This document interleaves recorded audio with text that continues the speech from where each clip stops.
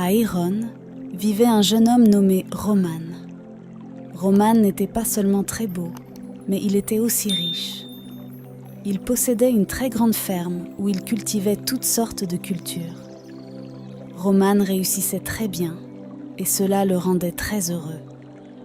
Mais ce qui le rendait encore plus heureux, c'était le fait qu'il recevait toujours des regards et des compliments de jeunes dames magnifiques. En fait, elles se jetaient sur lui tout en professant leur amour éternel pour lui.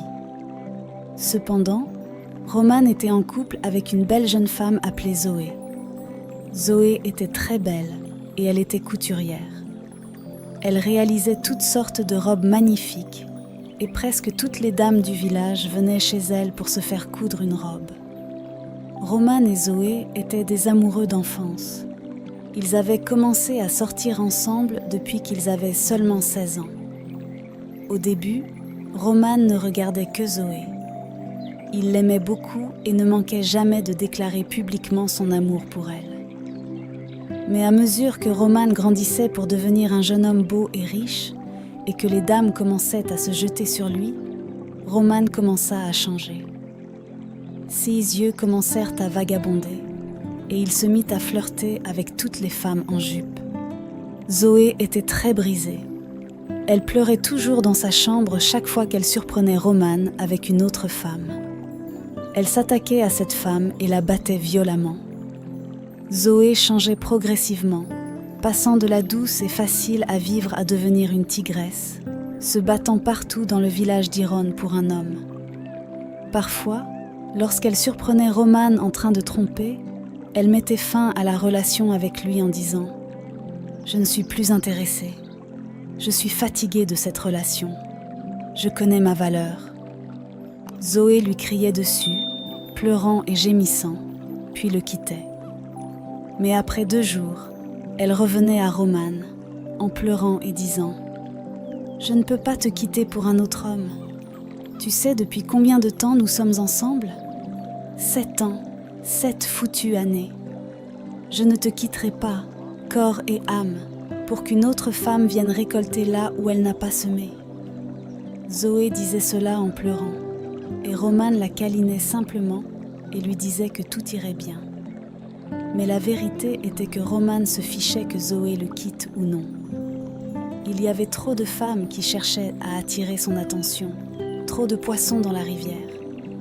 Cependant, Roman avait un faible pour Zoé, et c'est pourquoi il n'avait jamais vraiment mis fin à leur relation. Au fil des mois, Zoé continuait de poursuivre et de se battre contre plusieurs dames qu'elle pensait être secrètement en couple avec Roman. Elle avait même perdu de nombreuses clientes, simplement parce que certaines de ces dames avaient couché avec Roman, et elle les avait confrontées, et parfois même battues. Zoé était frustrée. Elle voulait que Roman l'épouse. Elle lui avait consacré les 7 dernières années de sa vie et ne pouvait pas s'imaginer avec un autre homme. Donc chaque fois qu'elle parlait à Roman et disait « Roman, quand vas-tu m'épouser ? Je t'aime et je sais que tu m'aimes aussi. Alors quand viendras-tu voir mon père pour demander ma main en mariage ?» Zoé demandait, l'air inquiète. « Mariage ? Qui a parlé de mariage ? Je ne suis pas encore prêt à être mari. Je suis encore très jeune et j'ai toute ma vie devant moi, » répondit Roman en fronçant les sourcils. « Que veux-tu dire par tu n'es pas prêt à être mari ? Tu es riche. En fait, tu es l'un des hommes les plus riches de ce village. Qu'est-ce qu'il te faut d'autre pour te marier ? De plus, l'âge n'est pas de mon côté non plus, » répondit Zoé, l'air inquiète. « Tu vois, Zoé, ce n'est pas seulement l'argent qui rend un homme prêt pour le mariage. De plus, je veux encore profiter de ma jeunesse avant de m'installer définitivement.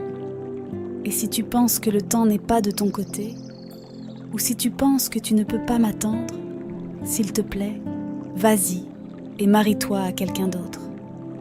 Cela ne me dérange pas du tout, pas de rancune, » dit Roman en fronçant les sourcils. « Comment peux-tu me dire ça, Roman ? Comment peux-tu me dire ça ?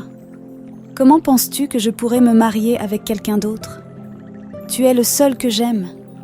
De plus, Ne te souviens-tu pas que nous avons prêté serment quand nous avions seulement 16 ans que nous allions nous marier l'un à l'autre ?» répondit Zoé en pleurant. « S'il te plaît, Zoé, arrête de pleurer maintenant. Tu sais que je ne voulais pas te blesser, mais je dis seulement que je ne suis pas prêt. Mais si tu peux m'attendre, alors pas de problème. Quant à ce serment que nous avons fait il y a presque combien d'années, crois-moi, cette chose n'a aucune conséquence. Nous l'avons fait en tant qu'enfants ignorants, donc je suis sûre que cela ne tient pas la route. Et si la peur des répercussions du serment est la seule raison pour laquelle tu veux que nous nous marions, alors ma chère, ne te donne pas la peine. Ce serment est sans signification. Je te donne ma bénédiction pour aller te marier avec qui tu veux, répondit Romane très gentiment. Non, Romane, non, ce n'est pas seulement le serment. Ce n'est pas seulement le serment, mais tu sais que je t'aime. Je veux que nous nous marions. Je t'attendrai jusqu'à ce que tu sois prêt. Je me fiche de combien de temps cela prend. 5, 6, 10 ans, je t'attendrai, répondit Zoé joyeusement, et ils rirent et se prirent dans les bras. Après cette conversation, Zoé se sentit mieux. Elle commença à se sentir comme la véritable épouse de Romane après tout. Romane lui avait demandé de l'attendre jusqu'à ce qu'il soit prêt. Alors chaque jour, elle fermait sa boutique pendant la journée et se rendait chez Romane pour accomplir ses devoirs d'épouse.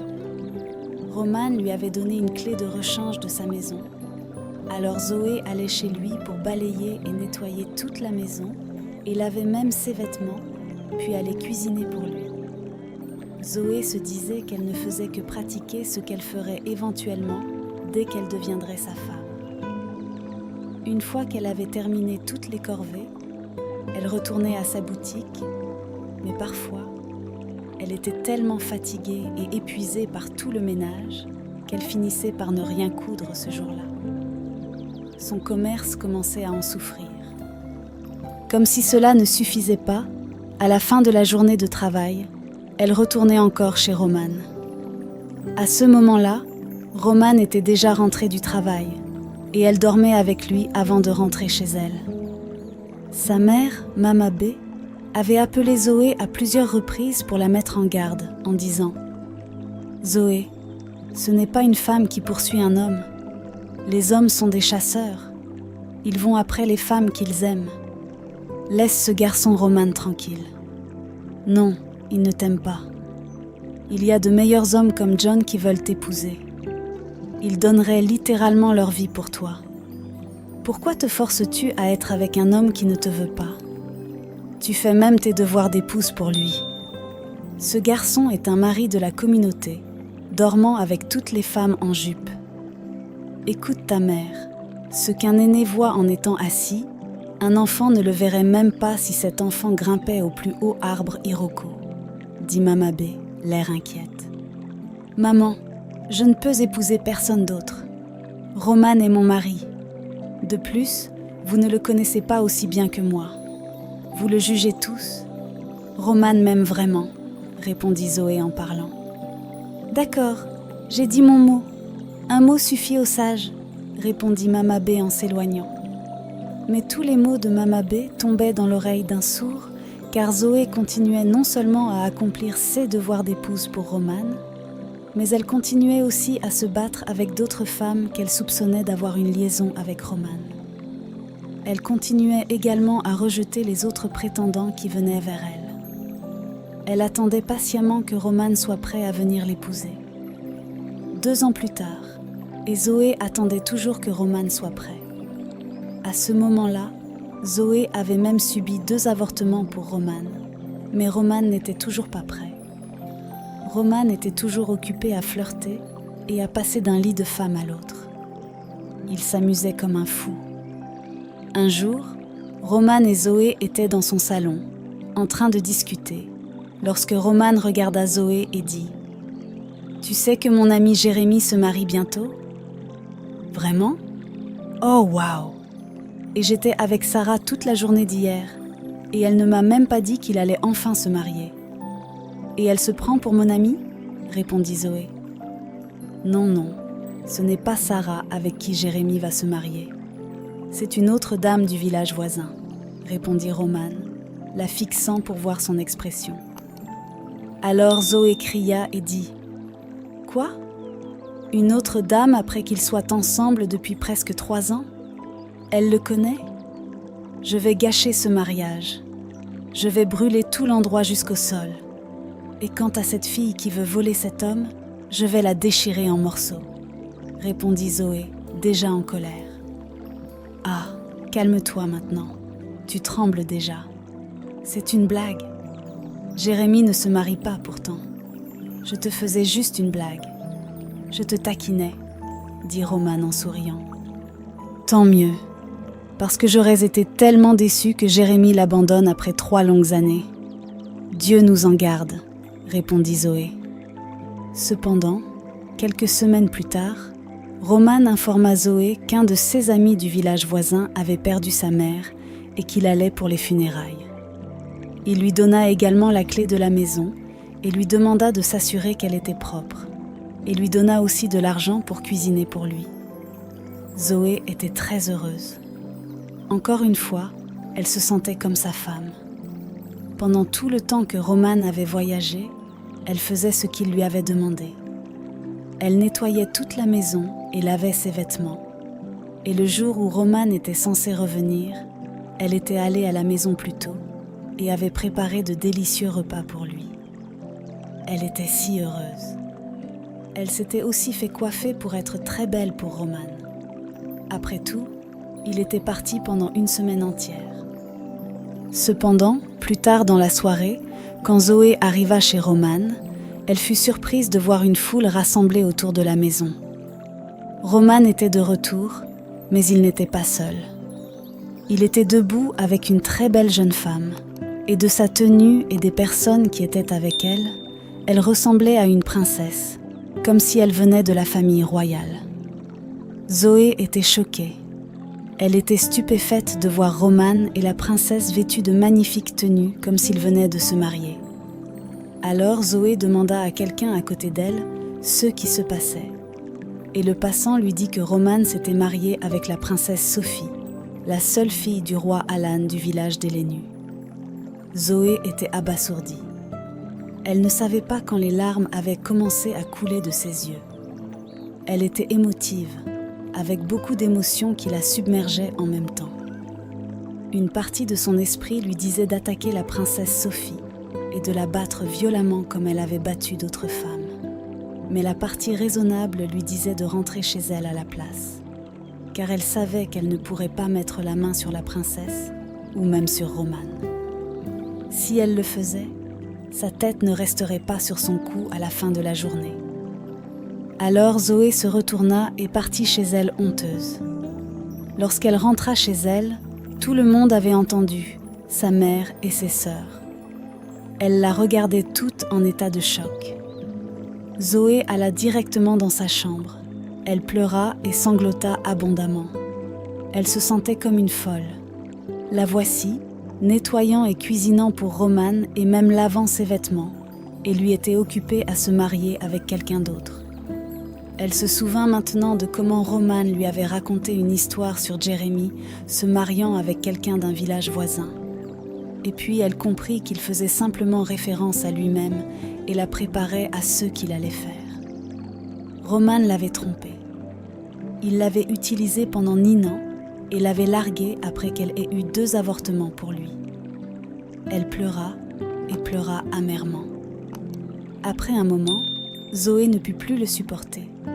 Alors elle décida d'aller confronter Roman elle-même. Heureusement pour elle, en arrivant chez Roman, elle le vit dans l'enceinte et elle dit alors « Roman, comment as-tu pu me faire ça ? Après tout ce que j'ai fait pour toi, Roman, 9 longues années, et c'est comme ça que tu veux me rembourser ? Roman, que Dieu te punisse, dit Zoé en pleurant abondamment. Je suis tellement désolée, Zoé. Je sais que tu as été bonne avec moi, mais je suis le problème. Tu n'es pas le problème. Tu es trop bonne pour moi. S'il te plaît, trouve dans ton cœur de me pardonner. Essaie de passer à autre chose. Tu es une très belle femme, Et tu es une bonne femme aussi. Et je suis sûre que tu trouveras un homme à toi plus tôt que tu ne le penses. De plus, si nous nous marions, il n'y a rien à attendre. Il n'y a plus d'étincelle ou de feu dans notre relation. Je crois que nous serions mieux avec d'autres personnes qu'avec nous-mêmes, répondit Romane, ressentant de la tristesse. Ah, Romane, le feu te brûle là, l'étincelle te brûle là. Après avoir perdu 9 ans de ma vie, tu me dis que nous serons mieux avec quelqu'un d'autre ? Ah, oh, tout le monde m'a mise en garde contre toi. Je n'ai pas écouté. Je ne l'ai pas fait. Romane, tu as ruiné ma vie, répondit Zoé en pleurant alors qu'elle rentrait chez elle tristement et honteusement. Toute la nuit, Zoé ne put pas dormir. À minuit pile, elle se leva, se déshabilla, sortit et commença à crier. « C'est moi Zoé, la fille de Mama B. Ah, je suis venue demander justice. J'ai conclu une alliance avec Romane, et nous nous sommes promis de ne jamais épouser une autre personne. Romane m'a trahi et est allée épouser la princesse Sophie. Je veux justice, je veux justice. » Zoé cria de toutes ses forces, pleurant et gémissant abondamment. Pendant ce temps, Romane s'occupait de profiter de sa femme et de consommer son mariage, tandis que Zoé était là, priant, gémissant, pleurant et sanglotant. Le lendemain matin, Zoé alla à sa boutique comme d'habitude, s'attendant à entendre de mauvaises nouvelles que Romane avait été frappé mort par les dieux. Mais à sa grande déception, rien de tel ne s'était produit. Au lieu de cela, Romane et sa nouvelle épouse, la princesse Sophie, profitaient de la vie à fond. Ils étaient des tourtereaux et étaient très heureux dans leur mariage. Parfois, ils se promenaient même devant la boutique de Zoé, riant et plaisantant. Chaque fois que Zoé voyait Romane et la princesse Sophie ensemble, elle ressentait tellement de douleur que sa poitrine commençait à lui faire mal. Elle souhaitait mourir, que la terre s'ouvre et l'engloutisse. Alors que Romane et Sophie continuaient de profiter de leur vie et de leur maison, Zoé continuait de vivre dans la misère. Quelques mois plus tard, la princesse Sophie découvrit qu'elle était enceinte et elle était très heureuse. Romane l'était aussi. Ils étaient tous les deux heureux. Leur vie semblait parfaite et tout semblait aller bien. Donc, quand son ventre commença à grossir et devint visible pour que tout le monde puisse voir qu'elle était enceinte, Zoé devint encore plus déprimée. Il semblait que ses cris n'avaient aucun effet sur Romane et sa femme. Elle pleurait jusqu'à s'endormir chaque nuit. Elle devenait très dépressive. Aucun homme ne l'avait invitée, sans parler de lui demander de l'épouser. Après que Romane se soit mariée, elle était devenue un objet de seconde zone et était devenue la risée du village. Pendant ce temps, tout se passait bien pour Sophie. Elle avait une grossesse très facile. Cependant, lorsqu'elle était proche de sa date d'accouchement, Sophie fit un rêve.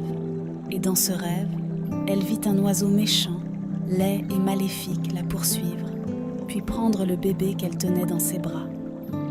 Elle commença à pleurer et pleurer dans le rêve, et se réveilla encore en pleurant, pour se retrouver dans une mare de sang. Elle avait eu une fausse couche. Elle avait perdu son bébé. Elle cria de toutes ses forces, et Romane se réveilla en ayant l'air effrayé, pour trouver sa femme dans une mare de son propre sang. Sophie raconta le rêve qu'elle avait fait cette nuit-là à Romane, et ils réalisèrent que l'oiseau maléfique qu'elle avait vu avait volé leur enfant à naître. Romane sut immédiatement que c'était spirituel.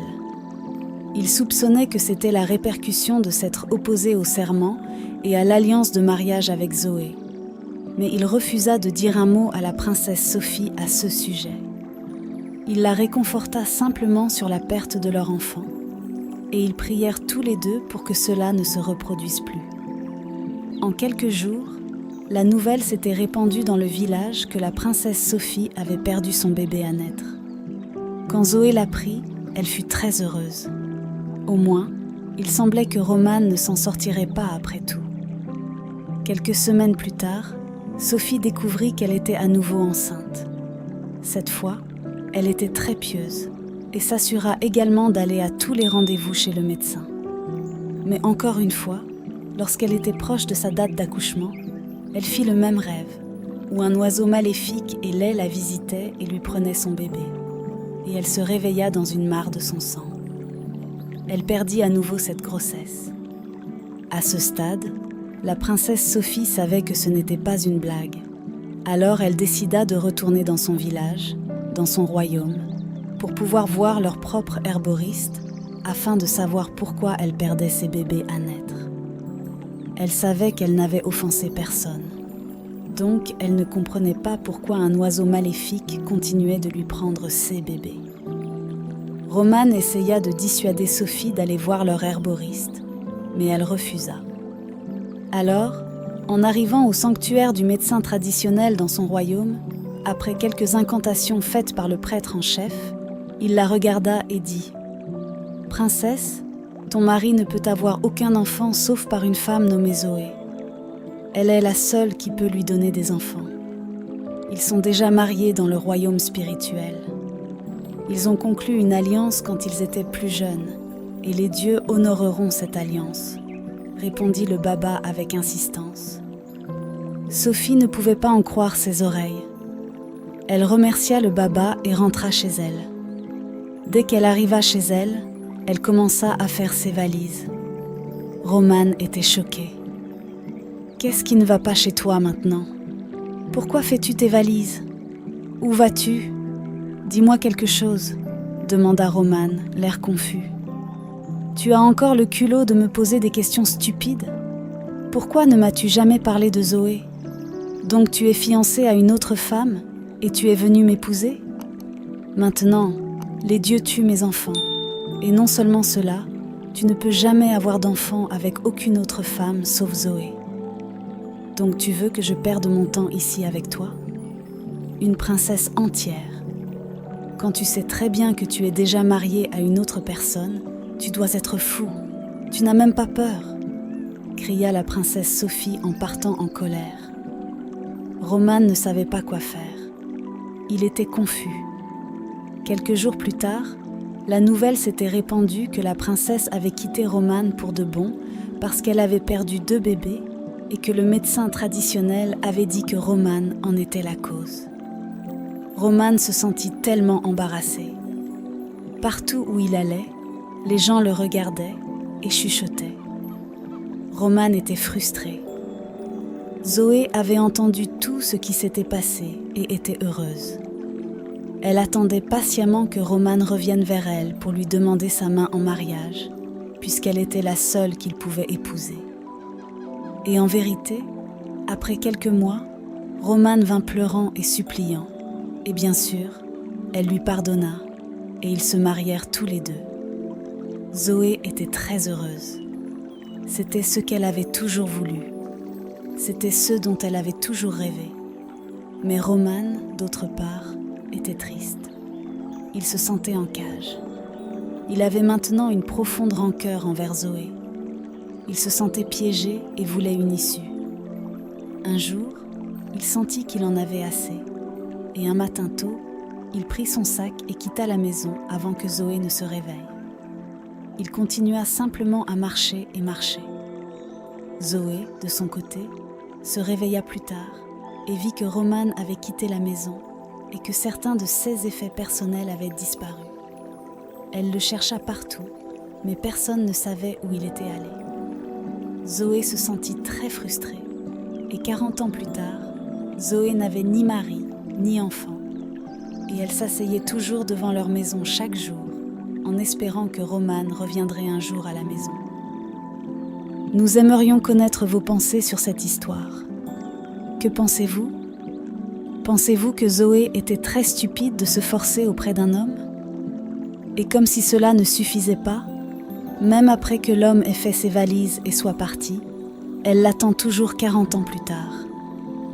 Qu'en pensez-vous? Est-ce de l'amour ou de la stupidité?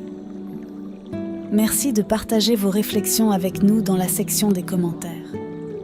On se revoit dans la prochaine histoire. Au revoir.